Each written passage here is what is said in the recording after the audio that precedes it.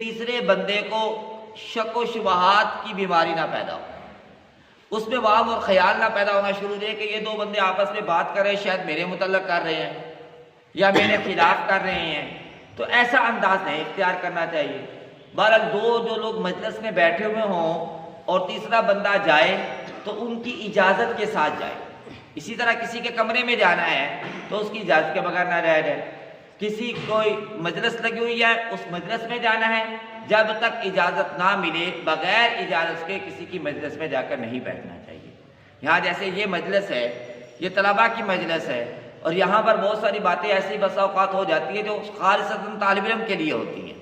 عام آدمی اس بات کو نہیں سمجھتا، یا عام آدمی ہماری اس بات کا مفہوم غلط لے جاتا ہے۔ اب طالب علم کو تو اس بات کا علم ہے کہ میرے استاد ہے، اس نے جو بھی بات کہی ہے میری اصلاح کے لیے کہی ہے، یا جو کوئی مثال دیا وہ میری اصلاح کے لیے مثال دی ہے۔